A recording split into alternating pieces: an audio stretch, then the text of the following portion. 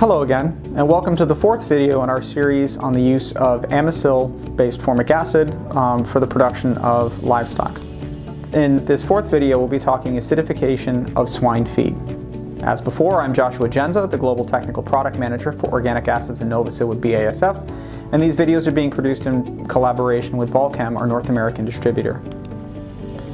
So as we talked about in some of the previous video clips, the basic effects of feed acidification are reductions in pH, reductions in acid binding capacity, and inhibition of biological feed contaminants in the feed.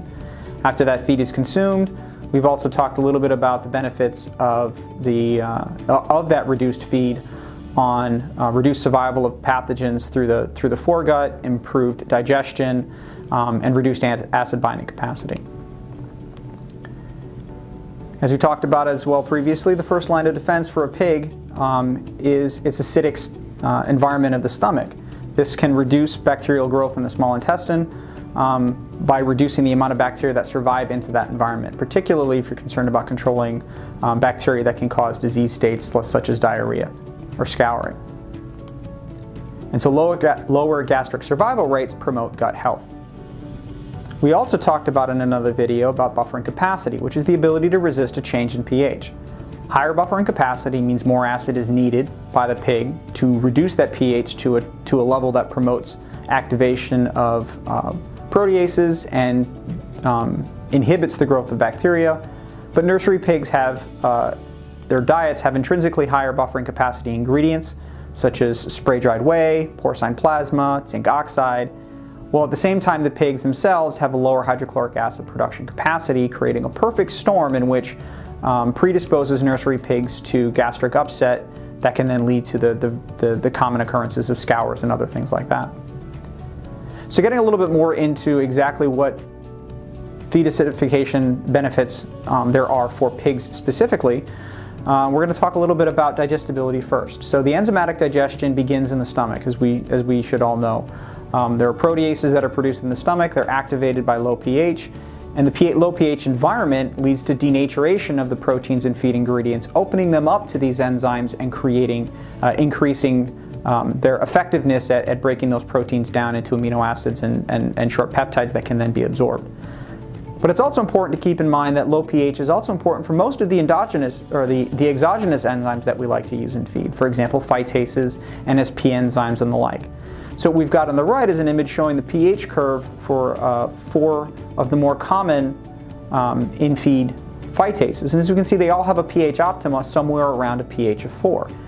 So if a high buffering capacity diet keeps the average pH in the stomach of a nursery pig closer to 4.5, you're going to get less effective phytate hydrolysis and phosphorus release from these phytases than you would with a lower pH environment.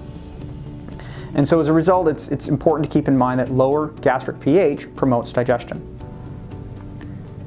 And as a result of all of these things that we've discussed, acidified feed results in a healthier pig. So Eckel et al., this is a classic paper from 1992. They looked at every step of the process. They looked at the effect of adding 0.6 and 1.2% amycil 85 on the pH of feed. And as we can see, they reduced it from a pH of 6 down to a pH of less than 5. That is combined with a reduction of the buffering capacity, their acid binding capacity of about 5%. And that reduction in pH and acid binding capacity, more effective gut acidification, led to improvements in diarrhea incidence, reductions going from 45 pig days down to 5, which was correlated with an improvement in feed efficiency of 6 or 13 points, depending on the level of acid used. And so I describe this trial as being a classic because it really ties all the pieces together and showing how feed acidification can promote pig performance. But there's also some other work that we've done recently where we conducted a meta-analysis. We wanted to look at, can we predict what the feed efficiency response is going to be in pigs, and is there interaction with the animals by age? And so we found 6 published trials using formic acid, and we did a meta-analysis regression, and what we found is that it's a more or less linear relationship with a slope of about 4 percentage points of gain to feed, which is not how most of industry in North America tends to think about feed efficiency. We tend to think feed to gain, which is why I've got the table on the right, kind of translating gain to feed into feed to gain. But the real issue is if we can improve feed efficiency, is you can reduce your feed costs potentially. And so what we see is based on the results of this meta-analysis prediction equation, we predicted what various levels of feed acidification would have on the feed cost to grow these animals using NRC predicted growth curves. And what we can see is that in an early nursery pig, 15 to 25 pounds, we save about a pound of feed. That's not a lot of feed, but that's fairly expensive feed. Your early nursery feed is going to be your most expensive. Using the same feed efficiency benefits in 25 to 55 pound pigs, we see an improvement of around 3.5 pounds. And so on as we go down. And overall, based on if you use the highest inclusion levels listed in these tables within each one of these age ranges, we see projected feed savings of around 40 pounds per pig, which can be quite significant. But the benefits don't limit themselves simply to growing animals. There's also benefits to feed acidification on the performance of sows. There's not a lot of sow research out there, but this was a trial we conducted a few years ago with the University of Minnesota. We presented this at a previous Midwest Animal Science meeting.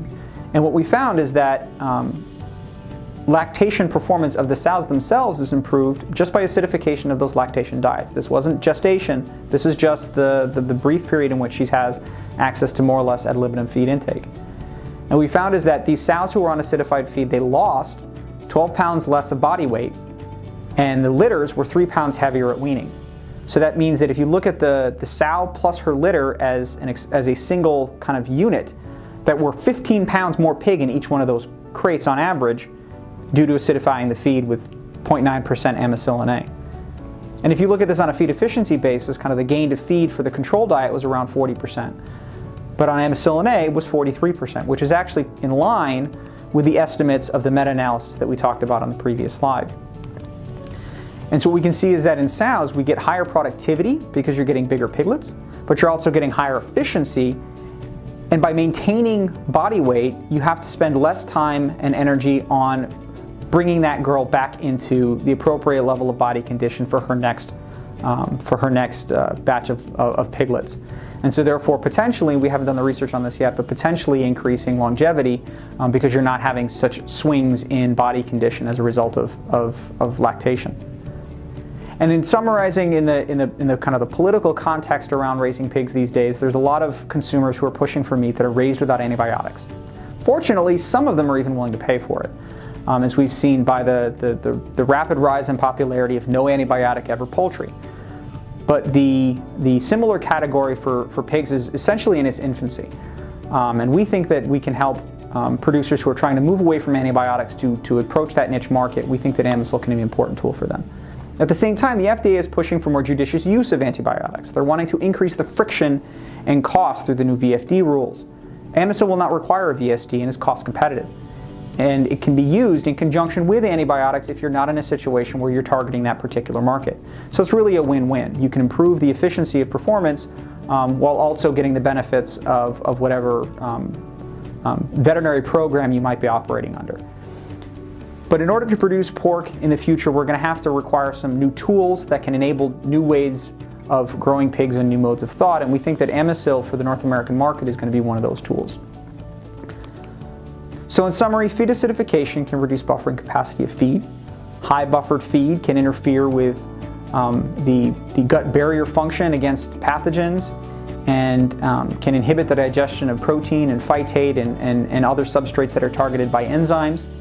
And feed acidification, therefore, supports normal performance. It supports improved feed efficiency and is very much potentially a consumer responsive technology in the ability that it lends to reduce the dependence on antibiotics that might be covered under veterinary feed directives or the like. Well, that's the end of this talk. I'd like to thank you for your time and encourage you to look at the other videos in this series. Goodbye.